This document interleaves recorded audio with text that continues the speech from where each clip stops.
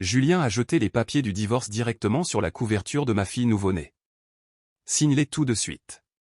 Je l'ai regardé depuis le fauteuil de notre salon, portant encore des sous-vêtements jetables d'hôpital sous mon pantalon de jogging, car j'avais donné naissance à des jumelles moins de 72 heures plus tôt. L'un des bébés dormait contre ma poitrine. L'autre pleurait doucement dans le couffin à côté de moi. Et mon mari, l'homme qui avait pleuré en entendant leur battement de cœur pour la première fois, se tenait près de la cheminée, ajustant les poignets de son costume gris sur mesure comme s'il était en retard pour une réunion d'affaires au lieu de détruire sa famille. « Julien, ma voix s'est brisée immédiatement. S'il te plaît, ne fais pas ça aujourd'hui. » Il ne m'a même pas regardé. J'ai déjà signé ma partie. Dehors, la pluie tapait doucement contre les fenêtres de notre maison de la banlieue lyonnaise. Tout sentait légèrement la poudre pour bébé et le désinfectant d'hôpital.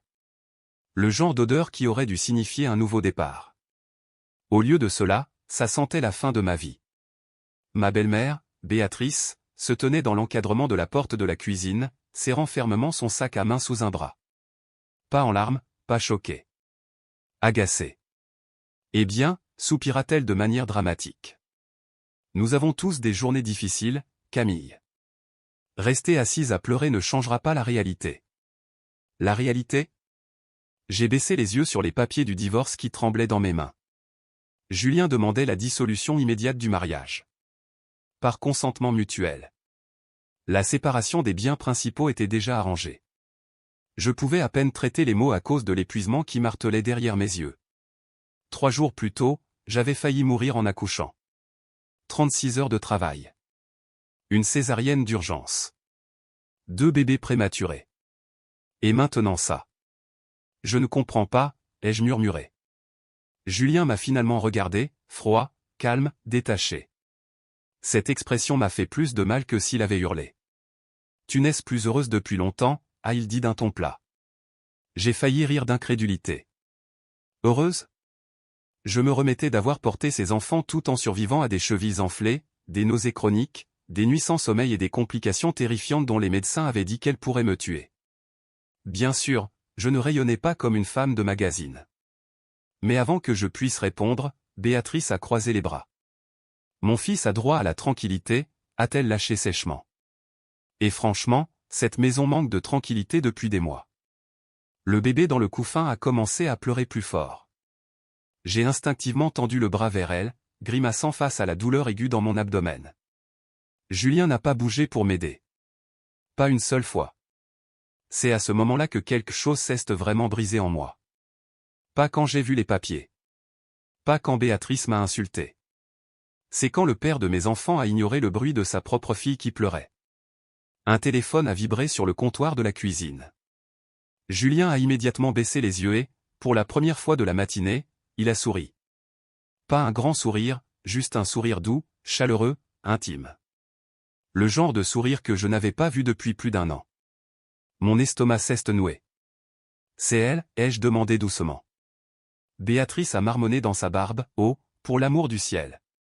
Julien a glissé le téléphone dans sa poche. Ça ne te regarde plus.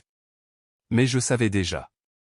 Chloé, 31 ans, influenceuse dans l'immobilier, des cheveux blonds très chers, des dents blanches, une vie Instagram parfaite. Julien avait commencé à rentrer tard à peu près au moment où elle a commencé à commenter ses publications sur les réseaux sociaux. Au début, j'ai ignoré mon intuition. Puis je suis tombé enceinte et soudain, mon mari a commencé à dormir plus loin de moi dans le lit, à répondre aux messages dehors, à tout critiquer.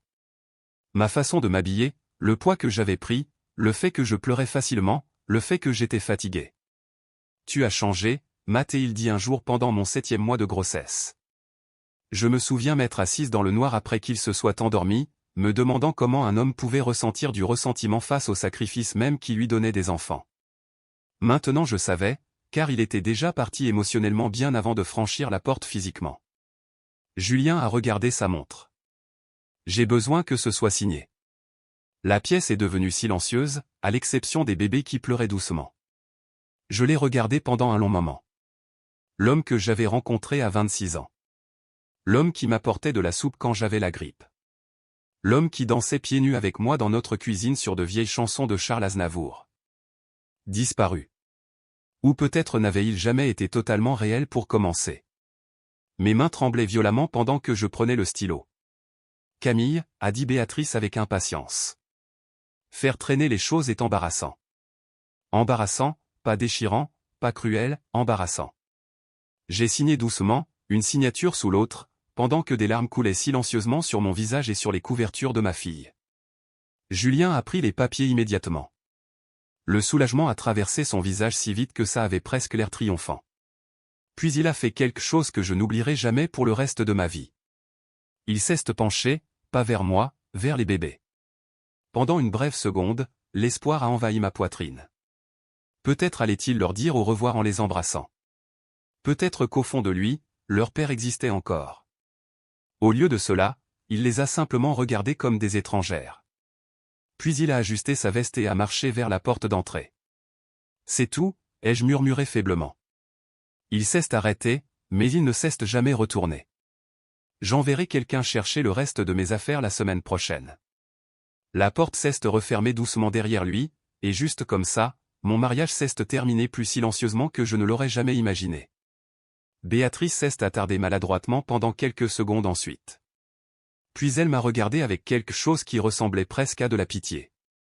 Tu es encore jeune, a-t-elle marmonné. Peut-être qu'un jour tu trouveras quelqu'un qui veut vraiment ce genre de vie. Je l'ai fixé avec incrédulité. Ce genre de vie, elle a fait un geste vague vers les bébés, vers moi, vers la maternité elle-même. Puis elle est partie, elle aussi. La maison est devenue insupportablement silencieuse après ça. Je suis restée assise là pendant ce qui m'a semblé être des heures, tenant mes filles pendant que la lumière du soleil s'estompait lentement à travers les fenêtres du salon. Pas de cris dramatiques, pas de vaisselle cassée, juste le vide. Cette nuit-là, en nourrissant l'une des jumelles à presque minuit, j'ai allumé la télévision surtout pour échapper au silence. Et il était là, Julien, debout à côté de Chloé lors d'un gala de charité au centre-ville de Lyon. Elle portait une robe de créateur argentée qui valait plus que notre mensualité de prêt immobilier. Le journaliste a ri en demandant comment ils s'étaient rencontrés. Chloé a souri directement à la caméra. Parfois, a-t-elle dit doucement, on rencontre la personne avec qui on était vraiment censé construire une vie. Julien a souri à côté d'elle. Aucune culpabilité, aucune hésitation. Puis Chloé a ajouté quelque chose qui a glacé mon sang. Certaines femmes ne sont tout simplement pas assez fortes pour garder un homme à succès heureux. Le public a ri légèrement. J'ai éteint la télévision immédiatement. Pendant plusieurs secondes, je suis juste restée assise là dans le noir, tenant mes filles endormies contre ma poitrine. Puis lentement, j'ai regardé vers le placard du couloir. À l'intérieur se trouvait une vieille boîte en carton poussiéreuse à laquelle je n'avais pas touché depuis la mort de mon père 2 ans plus tôt. Mon père avait passé 40 ans comme journaliste de télévision locale dans la région. Et avant de mourir, il m'avait dit quelque chose que je n'ai jamais oublié, ta voix compte plus que tu ne le penses, ma chérie. Encore tremblante, j'ai porté les bébés vers le placard et j'ai tiré la boîte sur le sol. À l'intérieur se trouvaient de vieux carnets, des cassettes d'enregistrement, des badges de presse, et un post-it jaune attaché au premier classeur avec l'écriture de mon père, quand la vie te brise le cœur, dis la vérité. J'ai fixé ces mots pendant très longtemps. Puis, pour la première fois depuis que Julien avait franchi la porte, j'ai arrêté de pleurer. Les jumelles ont développé des cycles de sommeil opposés presque immédiatement. Si Emma dormait, Léa hurlait. Si Léa finissait par s'endormir, Emma décidait que c'était la fin du monde. À la 3e semaine après le départ de Julien, je ne me souvenais honnêtement pas de la dernière fois où j'avais dormi plus de 90 minutes consécutives. La maison me semblait trop grande maintenant, trop silencieuse dans certaines pièces, trop bruyante dans d'autres. Partout où je regardais, je voyais des preuves d'abandon. Le côté vide du placard de Julien, sa tasse à café manquante parce que c'était sa préférée, la tache en demi-cercle sur le sol du garage où sa Peugeot stationnait chaque nuit.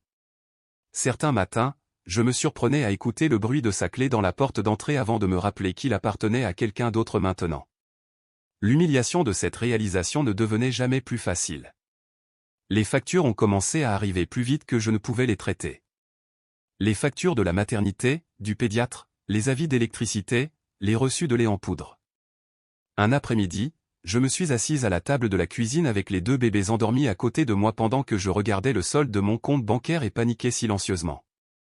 Julien avait transféré exactement ce que l'accord de divorce exigeait.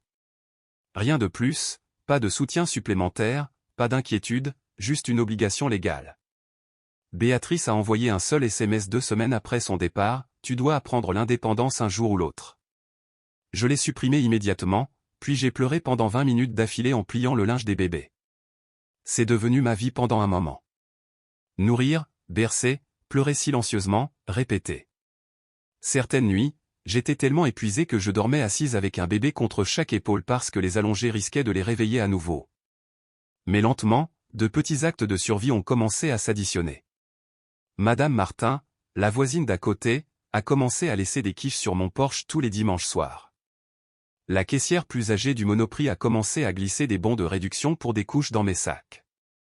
Une infirmière à la retraite de la paroisse s'est portée volontaire pour garder les jumelles pendant 2 heures chaque jeudi afin que je puisse prendre une douche et faire les courses seule. Les gens remarquaient quand des femmes se noyaient, surtout les femmes plus âgées. Elles reconnaissaient ce regard parce que beaucoup d'entre elles l'avaient porté autrefois. Un après-midi pluvieux, pendant que les jumelles faisaient la sieste à côté de moi, j'ai rouvert la vieille boîte de journalisme de mon père. Au début, je voulais seulement la Ranger. Mais ensuite, j'ai trouvé une cassette audio étiquetée « La première histoire que j'ai aimée ». Curieuse, je l'ai écoutée. La voix de mon père a rempli la pièce instantanément. Chaleureuse, posée, assez familière pour me nouer la gorge. Le vrai journalisme, disait-il dans l'enregistrement, ce n'est pas à propos des gens célèbres. C'est à propos des gens ordinaires qui essaient de survivre à des chagrins ordinaires. Je suis restée assise là à écouter pendant que mes filles dormaient. Et pour la première fois depuis des semaines, quelque chose d'autre que le chagrin a bougé en moi. Un souvenir, un but. Avant d'épouser Julien, j'écrivais constamment. De petites histoires de quartier, des interviews locales, des chroniques d'intérêt humain en tant que pigiste pour Le Progrès. Puis la vie a suivi son cours. Le mariage, les emplois du temps, la grossesse, et quelque part en cours de route, j'ai cessé de ressembler à moi-même. Cette nuit-là, après que les 2 jumelles se soient finalement endormies vers 2 heures du matin, j'ai ouvert mon vieil ordinateur portable et j'ai recommencé à écrire. Au début, ça faisait mal. Tout faisait mal. Mon corps, ma fierté, mon cœur. Mais les mots sont venus quand même. J'ai écrit sur un veuf âgé qui passait tous ses vendredis à jouer du piano dans un EHPAD parce qu'il disait que la solitude semblait plus silencieuse avec de la musique dans la pièce. J'ai écrit sur une serveuse faisant des doubles services pour payer l'insuline de son petit-fils. J'ai écrit sur des gens ordinaires survivant à des douleurs invisibles, et d'une certaine manière, écrire sur leur résilience m'a aidé à survivre à la mienne. Une semaine plus tard, j'ai envoyé une histoire par email à une petite station de radio locale. Je n'attendais rien. Pourtant, 2 jours plus tard, mon téléphone a sonné pendant que je changeais une couche. C'est bien Camille, a demandé un homme plus âgé. Oui, c'est moi. C'est François Dupont de Radio Lumière. Il s'est éclairci la gorge maladroitement. Vous écrivez toujours ? J'ai failli rire. Eh bien, a-t-il marmonné, votre article a fait pleurer ma secrétaire dans son sandwich jambon-beurre. C'est devenu la chose la plus proche d'une offre d'emploi que j'avais entendue depuis des mois. François avait 68 ans, portait des bretelles, des lunettes épaisses, et avait la voix épuisée d'un homme qui avait passé des décennies à se battre contre la réduction des budgets de l'information locale. Il se trouvait aussi qu'il connaissait mon père.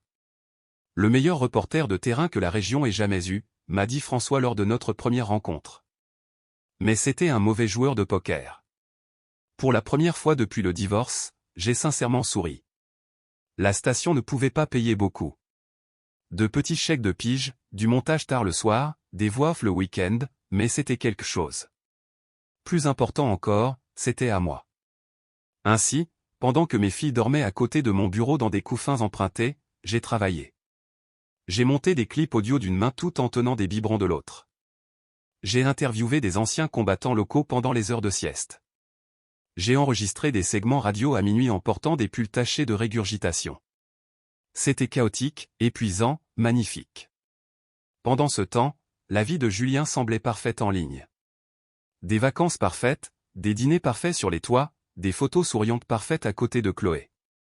Tous les quelques jours, une autre photo apparaissait avec les hashtags béni, nouveau départ, vivre authentiquement.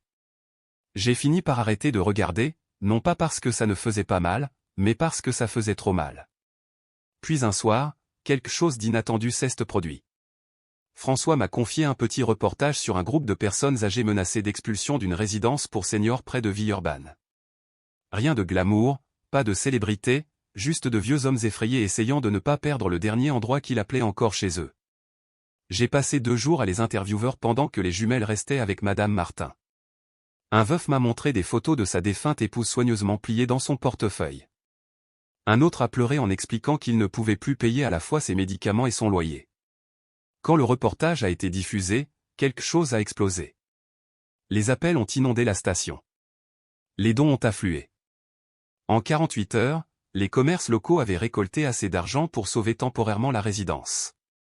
Et soudain, les gens voulaient savoir qui avait réalisé ce reportage. François est entré dans le studio avec un grand sourire 3 jours plus tard. Eh bien, a-t-il annoncé fièrement, on dirait que la France vous aime. J'ai cligné des yeux, endormi. De quoi parlez-vous? Il a jeté un email imprimé sur mon bureau. Une demande d'interview pour une émission matinale nationale sur France Télévisions. Mon estomac s'est noué. Non. Oui. Non. Absolument pas. François a croisé les bras. Ton père viendrait me hanter personnellement si je te laissais dire non. J'ai fixé le mail pendant que la panique et l'excitation s'entrechoquaient dans ma poitrine. Moi? À la télévision nationale. Je n'étais même pas encore complètement guéri de mon accouchement. Puis mon téléphone a vibré. Une notification d'actualité. J'ai failli l'ignorer. Presque. Mais la curiosité l'a emporté. Le titre de l'article m'a figé instantanément, l'influenceuse Chloé annonce ses fiançailles avec l'entrepreneur lyonnais Julien.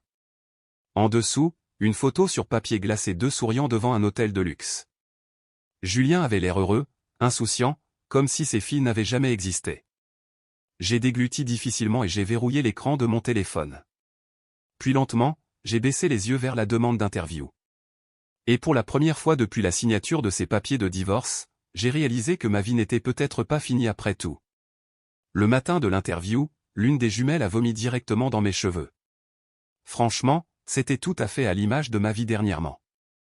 Je me tenais dans la salle de bain de la petite chambre d'hôtel à Paris à 5h30 du matin, essayant de rincer le lait en poudre de mes boucles blondes pendant que les 2 bébés pleuraient depuis leur couffin portable près du lit. Vous êtes vraiment déterminés à me garder humble, les filles, ai-je murmuré, à moitié endormi. Par la fenêtre, Paris brillait d'un gris pluvieux sous l'aube naissante. 20 minutes plus tard, François a frappé à la porte de l'hôtel avec du café et assez d'énergie nerveuse pour nous deux. Prête à devenir célèbre, a-t-il demandé. Je préférerais survivre au petit déjeuner d'abord. Il a tellement ri qu'il a failli renverser le café sur la moquette. Ce rire m'a aidé plus qu'il ne le réalisait probablement, car sous mon expression calme, j'étais terrifié. Pas par la télévision, mais par le fait d'être vu. Vraiment vu. Pendant des mois, je m'étais caché en mode survie. Les couches, les factures, la solitude, le deuil. Maintenant, soudainement, des millions d'inconnus étaient sur le point d'entendre ma voix. Et quelque part à Lyon, Julien l'entendrait peut-être aussi. Cette pensée me perturbait plus que je ne voulais l'admettre. Au studio, les producteurs couraient partout avec des casques sur les oreilles pendant que les maquilleuses me poudraient le visage sous des lumières aveuglantes.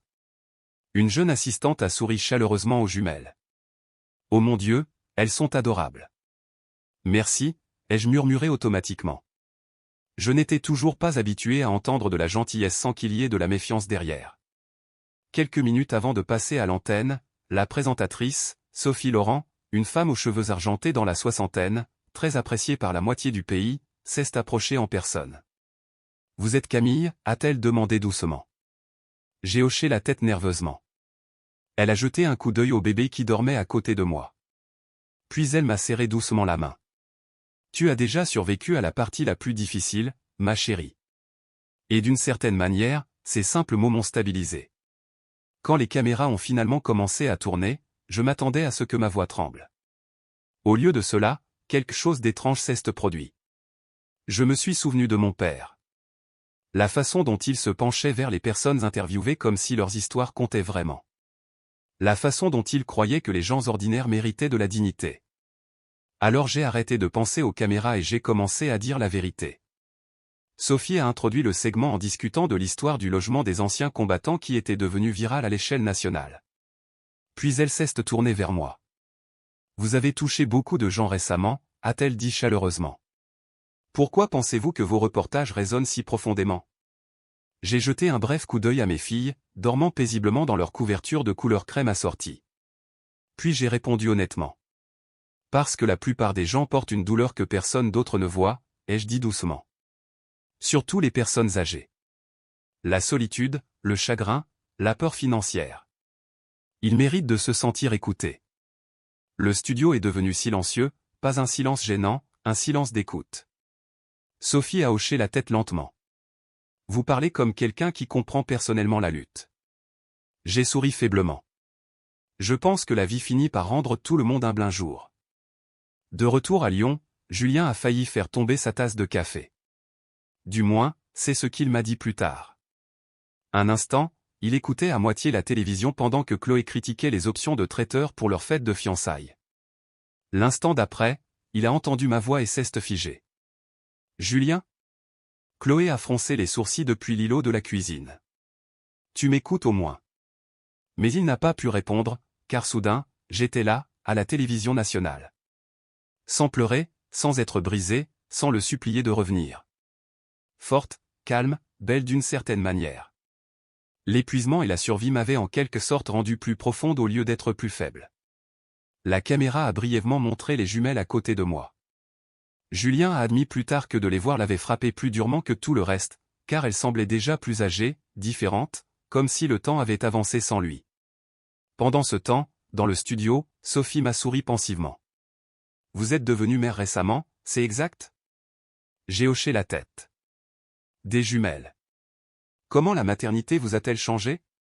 Pendant une seconde, l'émotion m'a serré la poitrine de façon inattendue. Parce que 6 mois plus tôt, j'aurais répondu à cette question différemment. À l'époque, la maternité semblait entremêlée d'abandon, d'échec, d'humiliation. Mais maintenant, j'ai regardé directement dans la caméra. Ça m'a appris que l'amour n'est pas une question de commodité, ai-je dit doucement. Le véritable amour reste quand les choses deviennent difficiles. Quelque part à Lyon, Julien s'est assis lentement au bord de son canapé. Chloé a finalement levé les yeux de son téléphone. Qu'est ce qui ne va pas chez toi ? Il l'a à peine entendu parce que soudain, il s'est souvenu de tout ce qu'il avait passé des mois à essayer de ne pas penser. Moi, endormi contre son épaule lors des rendez-vous de grossesse. Moi, pleurant silencieusement de peur avant la césarienne d'urgence. Moi, lui demandant de tenir un des bébés pendant que je prenais une douche parce que j'étais trop épuisé pour tenir debout, et lui, se retirant à chaque fois. De retour à Paris, l'interview a continué. Sophie a finalement souri vers le public. Eh bien, la France semble être tombée amoureuse de vous. J'ai ri nerveusement. C'est terrifiant. Le public a ri chaleureusement avec moi. Puis Sophie a ajouté quelque chose qui a tout changé. Nos producteurs me disent que plusieurs grandes chaînes vous contactent déjà pour de futures opportunités de reportage. J'ai cligné des yeux.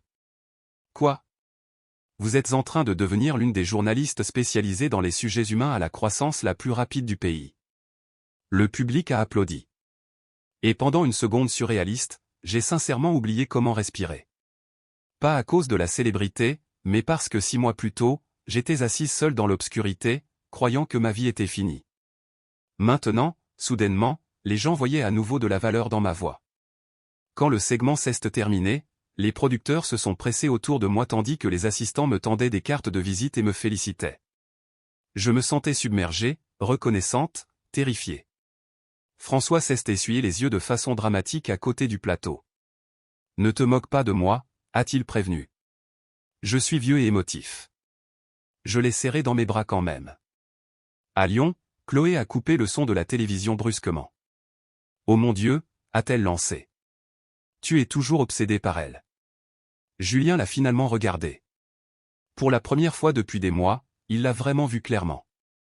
Pas glamour, pas excitante, juste superficielle.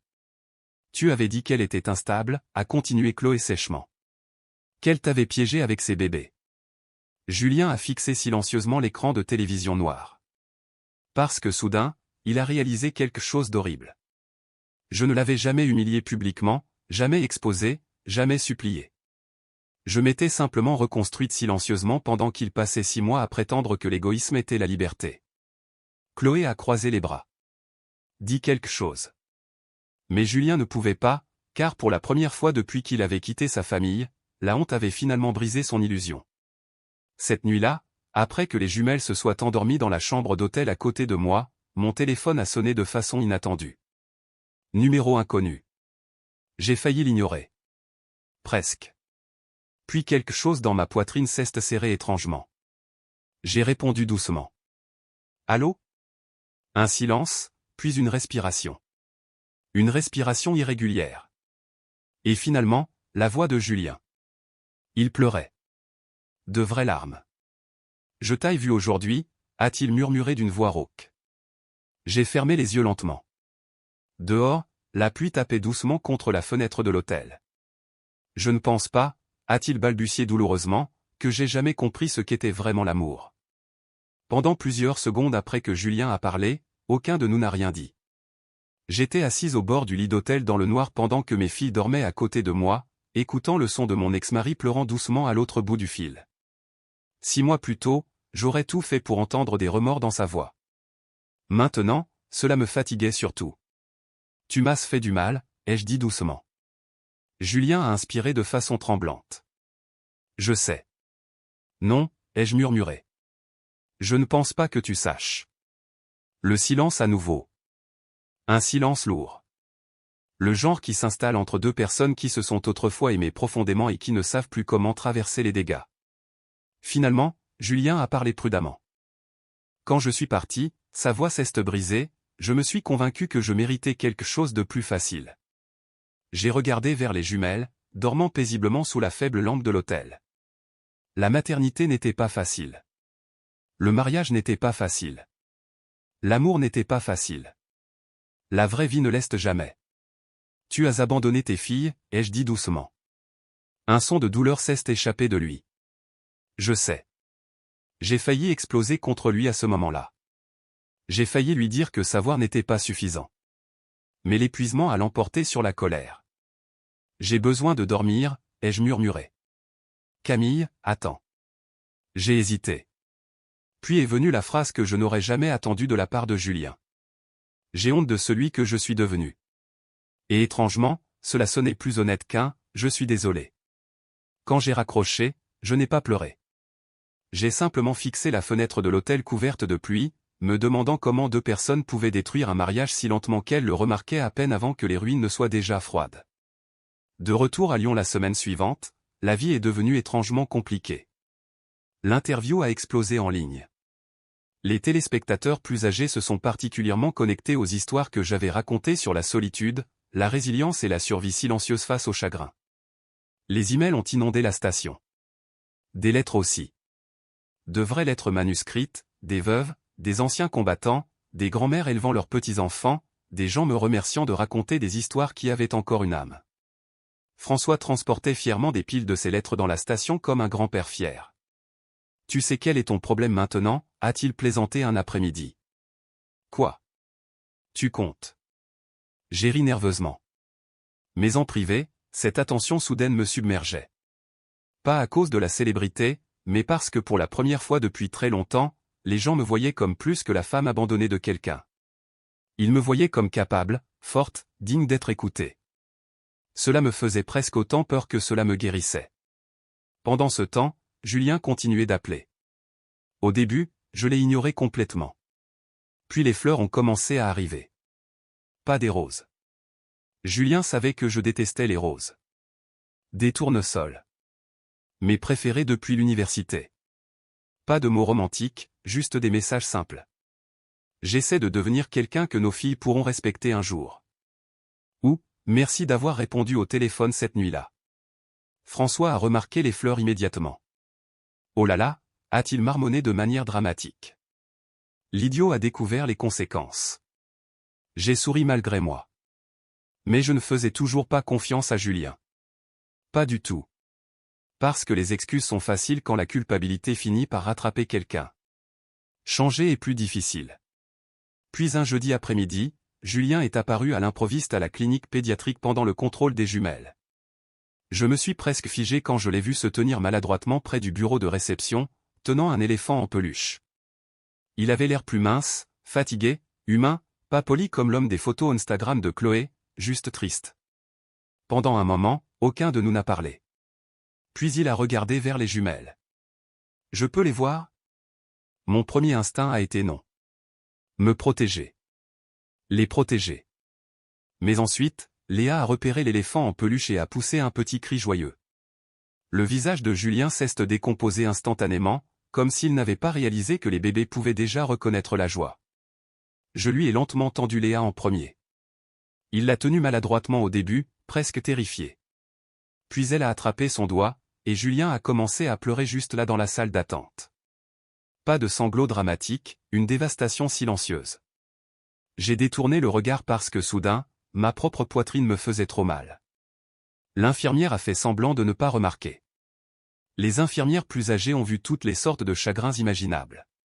Plus tard dehors sur le parking, Julien se tenait nerveusement à côté de sa voiture. J'ai rompu avec Chloé, a-t-il dit doucement. J'ai cligné des yeux. Quand? Il y a 2 semaines. Une partie de moi s'attendait à ressentir de la satisfaction. Au lieu de cela, je me sentais surtout engourdi. Elle a dit que les filles étaient un fardeau, a-t-il admis amèrement. Et j'ai réalisé, il a dégluti difficilement, que j'étais devenu le genre d'homme qui laissait quelqu'un parler de ses filles comme si elles étaient dérangeantes. Le vent soufflait doucement sur le parking. Je ne m'attends pas à ce que tu me pardonnes, a continué Julien prudemment, mais j'essaie de réparer ce que je peux. Je l'ai étudié pendant un long moment. Les costumes chers avaient disparu. Pas de montre de luxe, pas d'arrogance polie, juste un homme debout au soleil, finalement forcé de regarder directement les dégâts qu'il avait causés.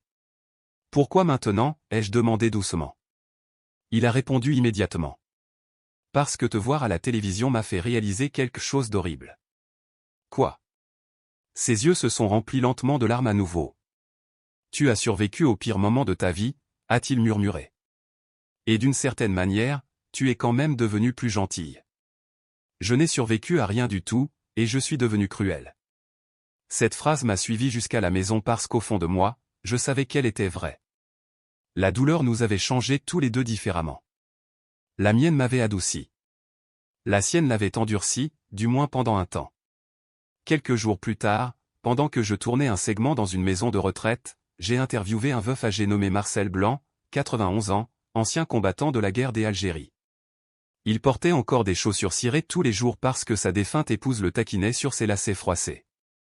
Vers la fin de l'interview, Marcel a posé des questions sur mes filles. Puis, je ne sais comment, nous avons fini par parler de divorce.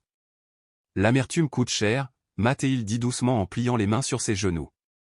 Elle coûte aux gens des décennies qu'ils ne récupèrent jamais. Je suis resté assis silencieusement à l'écouter. Marcel a souri doucement. Les personnes qui nous font du mal ne méritent pas toujours le pardon, a-t-il admis. Mais parfois, on pardonne parce que nous méritons la paix. Ça m'est resté. Pas de réconciliation, pas de romance. La paix. 2 semaines avant le premier anniversaire des jumelles, Julien a appelé pour demander s'il pouvait passer. À contre-cœur, j'ai accepté. Quand il est arrivé, il portait une vieille boîte en carton contre sa poitrine. Pas de fleurs cette fois. Pas de grand discours, juste un silence nerveux. Qu'est-ce ce que c'est, ai-je demandé prudemment. Julien a posé la boîte sur la table de ma cuisine.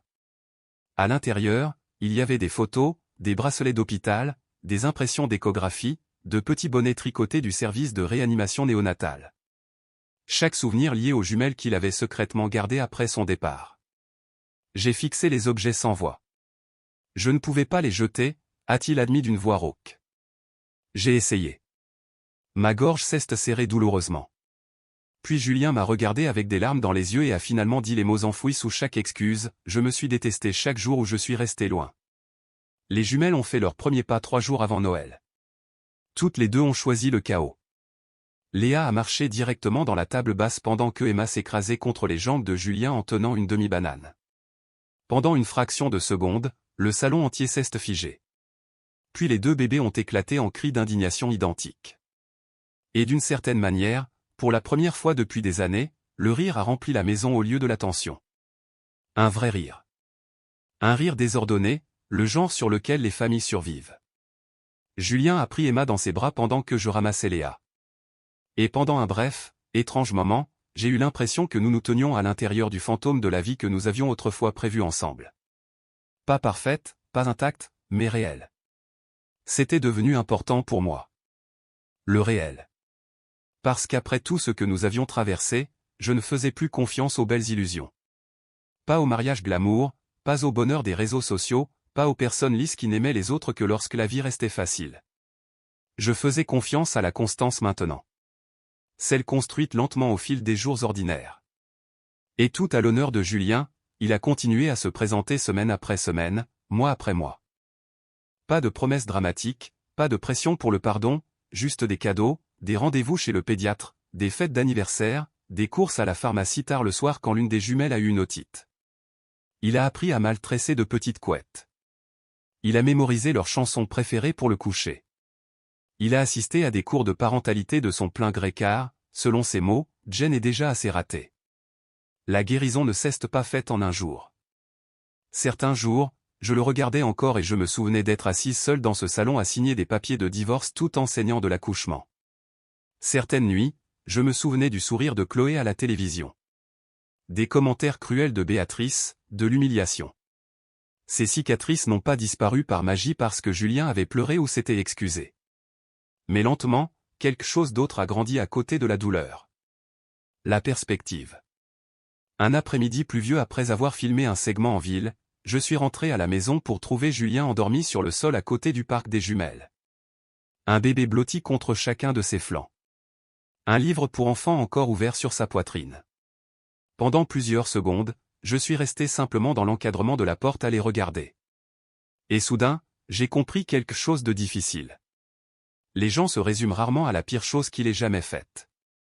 Julien avait été égoïste, faible, cruel. Mais quelque part sous tous ces dégâts se trouvait aussi un homme essayant désespérément de devenir meilleur que la version de lui-même qu'il détestait maintenant. Ça comptait. Pas assez pour effacer le passé, mais assez pour adoucir l'avenir. Pendant ce temps, ma carrière a continué de croître plus vite que je ne l'aurais jamais imaginé possible. La chaîne a élargi mes segments en un reportage national hebdomadaire mettant en lumière des Français ordinaires surmontant des épreuves, anciens combattants, professeurs, veufs, mères célibataires, ouvriers retraités s'occupant silencieusement de conjoints handicapés. Le public s'est profondément connecté à des histoires qui semblaient humaines au lieu d'être sensationnelles, surtout les téléspectateurs plus âgés. Un dirigeant a admis, vous rappelez aux gens le genre de journalisme qui manque à la France. Ce compliment a signifié plus pour moi que les prix ne le pourraient jamais, car mon père disait la même chose. La semaine avant Noël, la chaîne m'a demandé de présenter une émission spéciale de fin d'année honorant la résilience quotidienne à travers le pays. J'ai failli dire non. La diffusion nationale me rendait toujours nerveuse, mais François a failli avoir une crise cardiaque quand j'ai hésité. Tu as porté des jumelles pendant 9 mois et survécu à une humiliation publique, a-t-il aboyé. Tu peux survivre à des maquilleuses. Alors j'ai accepté. Le soir de l'émission, la neige tombait doucement devant le studio parisien pendant que les spectateurs remplissaient la salle en portant des manteaux et des gobelets de café en carton. En coulisses, j'ai ajusté mon micro avec des doigts tremblants. Julien était assis dans le public en tenant Emma tandis que Léa dormait contre l'épaule de François, 3 sièges plus loin. Les voir ensemble m'a presque brisé le cœur de la manière la plus douce qui soit, car la famille avait un aspect différent maintenant. Moins brillante, plus honnête, et d'une certaine manière plus forte grâce à cela. Juste avant la prise d'antenne, Julien s'est approché doucement près des rideaux en coulisses. « Tu es nerveuse ?» a-t-il demandé doucement. « Un peu. » Il a souri faiblement. « Tu vas être incroyable. » Des mots simples. Mais cette fois, il semblait sincère au lieu d'être une performance. Cette différence comptait aussi.